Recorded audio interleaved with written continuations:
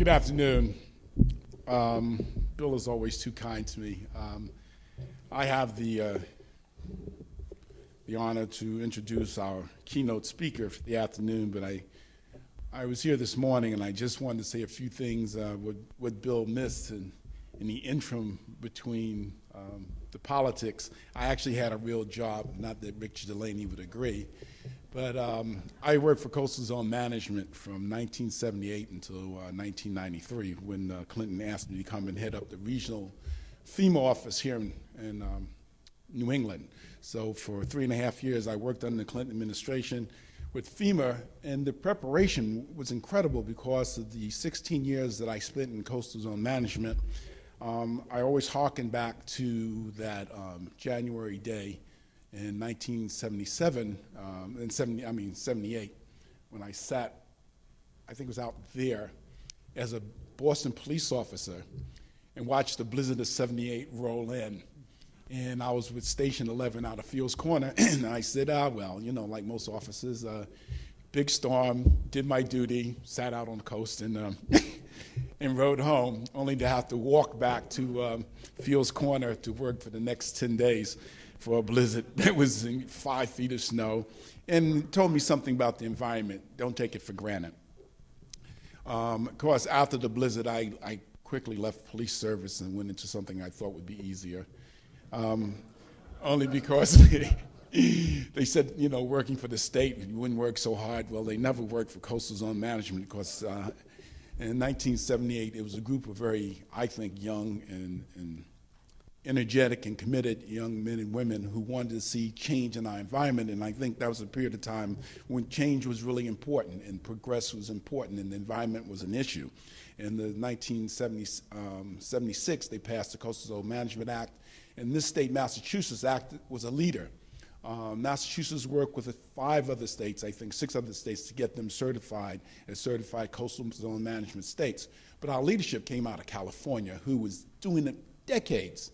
The Coastal Commission of California was setting the trend about what the rest of the world should be doing. I was lucky because I got to read their stuff because I was an EPA fellow back at the School of Design. So in '72, I'm saying, oh, there are people doing something, but not here at home. So when I came back to CZM, it was a blessing, and to a large extent, it prepared me for what the next 35, 40 years have been, which is a challenge.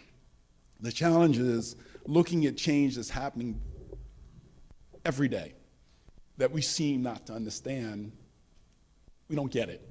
Some of us get it. Some of us are trying. They're out there, and in Providence Coastal Center and Boston Harbor Associates. I mean, when they got started, but the fight for Boston Harbor Hotel and the other hotels and people who wanted to build on the water's edge, we were telling them then in 1980, don't do it.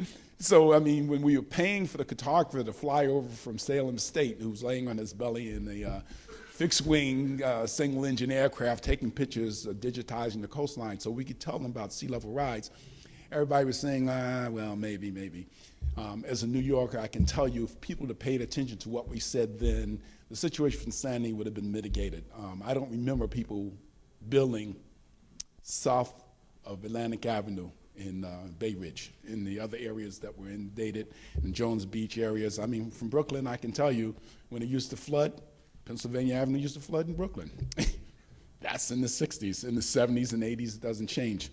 Today, I'm going to bring you a speaker that I'm very proud to introduce, Dale Morris, only because he comes from a place that I've learned to revere.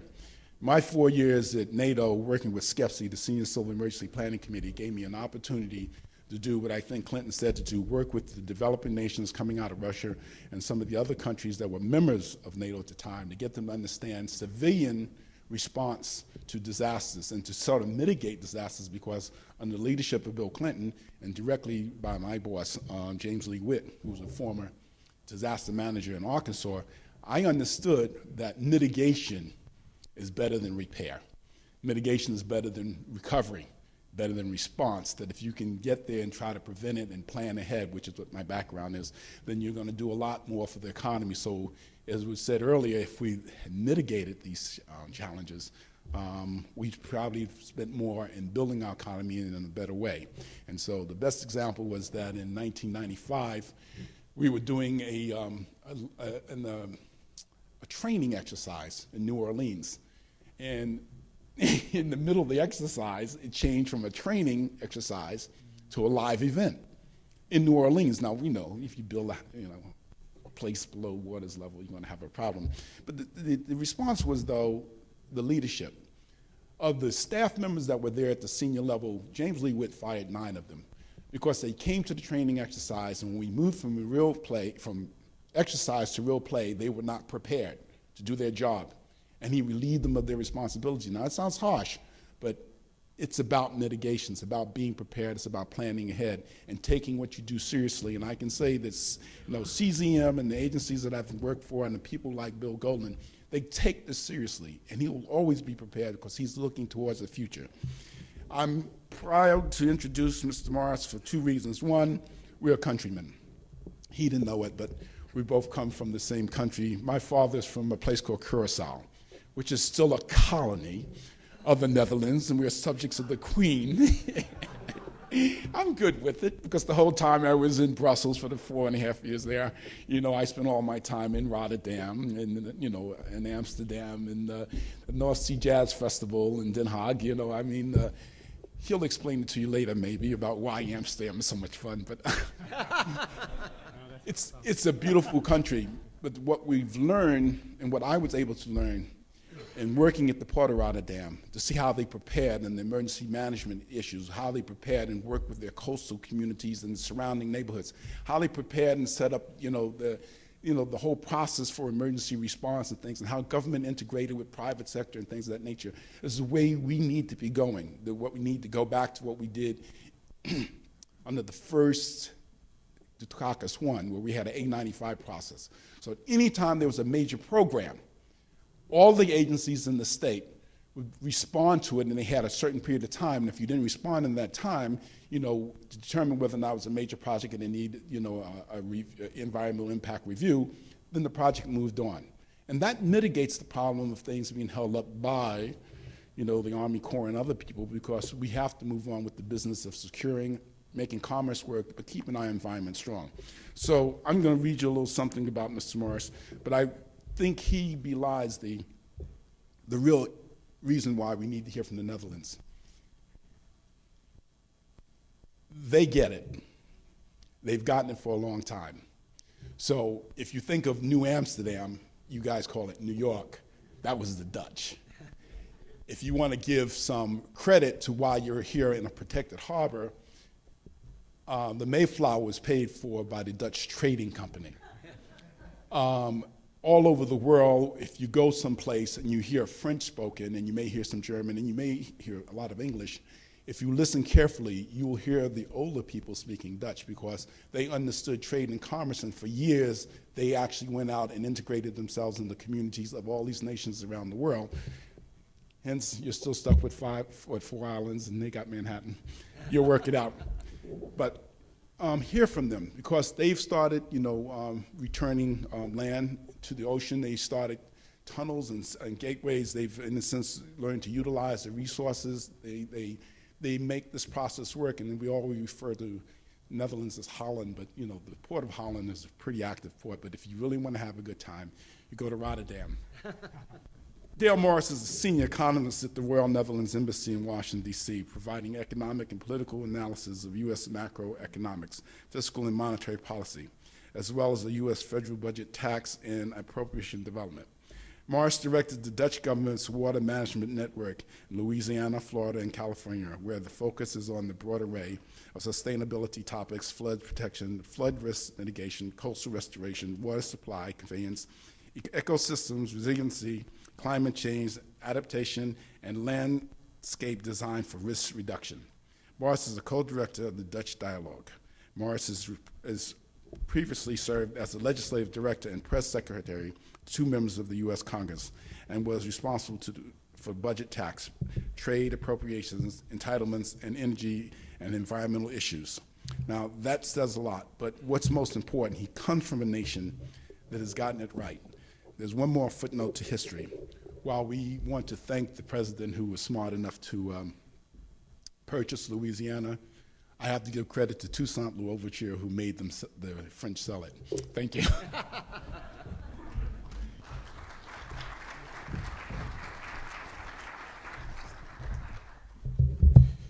Thank you, Louis, and thank you, Bill.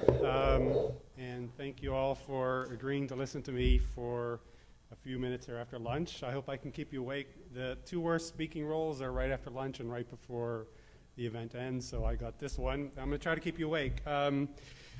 One thing I wanted to do, there's a quote in the program today, it's from JFK, it says, "Change is the law of life," and this represents, I think, a lot what the Dutch have done over the years. 800 years of living with water, 800 years of trying to live in a dangerous landscape.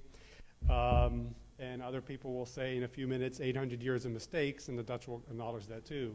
They have learned how to live the way they do in this dangerous environment because they've made mistakes and then moved on.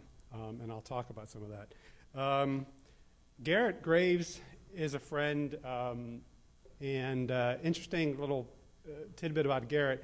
Garrett had worked on the Hill for a number of years, and in late 2007, Garrett made a decision that he was going to go to Washington State to become an outfitter with his wife and go up and down the rivers and hike and kayak and raft.